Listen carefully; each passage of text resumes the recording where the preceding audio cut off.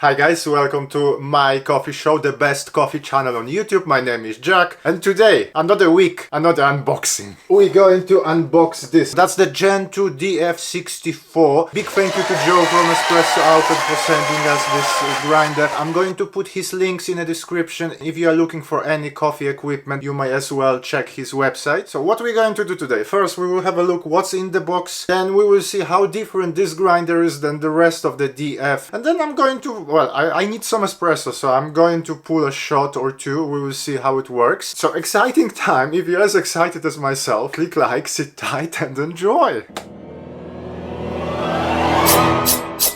So as you can see, grinder comes well protected. You get the manual as always, and then we get a grinder. Then there is. Immediately I have to say, it looks much more professional than the Gen 1. We have few things in that top cushion. That will be the blower. And that's a real wood. I think that's a walnut. The blower, possibly a thicker rubber. I'm not sure. I would have to compare with the Gen 1. What's here? Oh, that's the collar for the dosing cup, made out of aluminium. You've got that rubber ring that should help a little bit with the rattling noise. So you could grind directly into the porta filter, but I think this will work better with the dosing cup. There should be a dosing cup somewhere there. That's the rubber bits you can put on the forks of the grinder. And here it is, guys. It's actually the first time I get a metal catching cup with my DF grinder. Looks really good. This by itself is probably worth upgrading. Not sure if they sell it separately. I like the thin lip here. It won't create that annoying ring in the coffee that we would get from, let's say, niche Zero or niche Duo. And another good thing is that because you get that O-ring, that rubber ring here,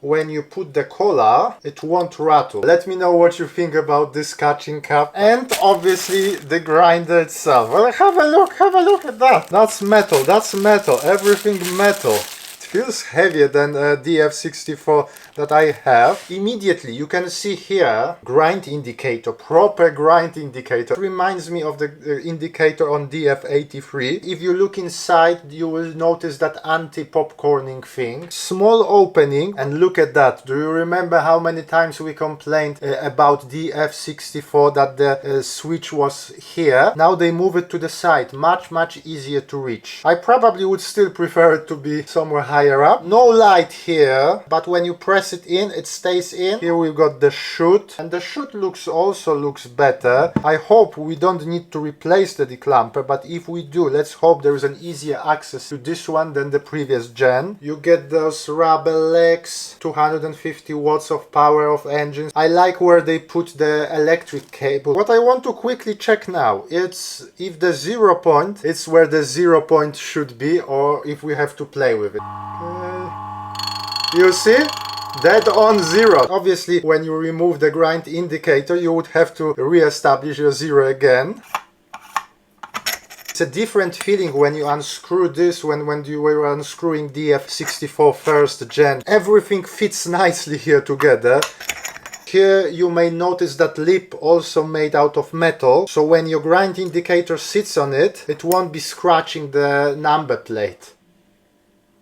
And the burrs themselves, well, I'm so used to using those big 83mm burrs. Those look tiny. I assumed exactly the same as with the Gen 1. You've got those rubber bits here, and then on top here, some similar solution as with DF83. It does not sit on the springs, but on that metal bit here. I probably should not put my fingers here when the grinder is on. You can put this bit in 3 different ways, and I already forgot which way it should be on, but if you look here, they actually left the mark for me, so that's, I guess it's number 1, so I put it in here. The metal, obviously it will be a fingerprint magnet, so it won't look as pristine for long. The last thing I want to do with this camera angle is to grind some coffee, and we will see how the popcorning here looks like.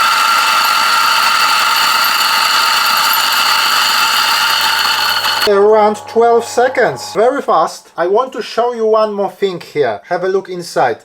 I haven't used any RDT, pretty much spotless. I'm already impressed with this grinder, but I want to show you something else. I will grind another 18 grams of coffee, but this time have a look at the shoot itself. I'm not using any RDT. I put it on a slow motion so you can see exactly. There is nothing, no static whatsoever. I mean nothing. You know why? Because this machine comes with the plasma generator. It sounds like something from the Star Trek, but think about it as an anti-static thing. And it works. I wasn't sure what to expect, and wow, I am impressed. And another thing, what you just saw was the second time I used this grinder, and the retention without the blower was just 0.1, and with the blower pretty much 0. Let's open it one more time and we will have a look inside how much mess, if any, there is. There is a little bit of coffee around here. So now we may as well test the Burr's alignment. In this price range we don't expect the Burrs to be perfectly aligned, because to do so it costs a lot. Anyway, I used some marker. Normally I would rotate the screw on top of the Burrs, but here we have that anti-popcorning thing. I will gently move towards 0. Once I can hear those Burrs chirping, I will move away and we will see what we can get. Not sure if you are able to notice, but to me it doesn't look that bad. To me,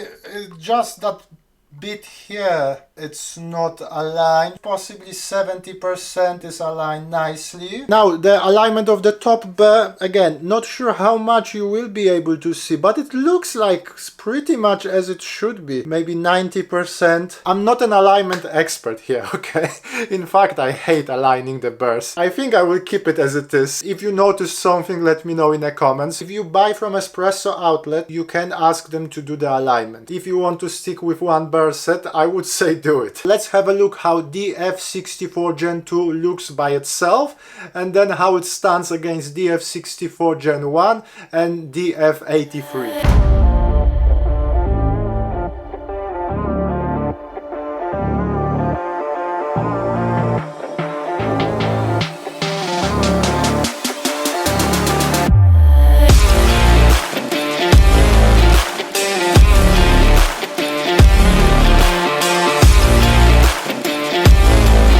So, what do you think? What do you think? How do you like my DF family? How grinder looks like, it's one thing, but I fancy a coffee. I want some espresso. I only had one coffee this morning. We're going to pull, as always, La Marzocco Liva style profile on decent, and we will use this plot coffee roasters, that the coffee from Mexico. Well, let's do it!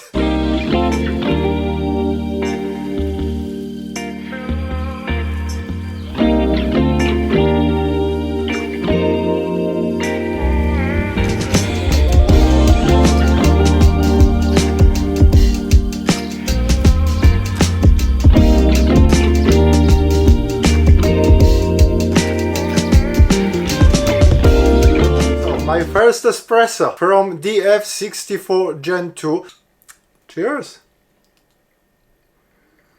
Sharp flavor notes, I can taste caramel, kind of like a dark caramel, but not burnt. Very neat finish, body rather thin, but then again we are using a 1 to 2.5 ratio. If you want more body, you probably would do 1 to 2. Decent clarity, more towards that kind of a baked cake-like flavor notes. Some sourness. Honey, maybe because I know I should taste it. There is some sort of sweetness, nicely balanced, towards bitterness, but not bitter. Now, when I was touching those Burrs, I could feel a few like kind of a rough, sharp edges. So Burrs need some seasoning. I mean, some of you might disagree, but I think the Burrs would need some seasoning, so they would only get better with time. I was always impressed with how good those Itamil Burrs can be. Try them first before you spend extra for SSP. So guys, if you are still here, definitely click like, subscribe to the channel. Don't forget to check the links for Espresso Outlet. If you are looking for a coffee equipment, you may find it there. Once more, big thank you to Joe for sending us this grinder. We will test it against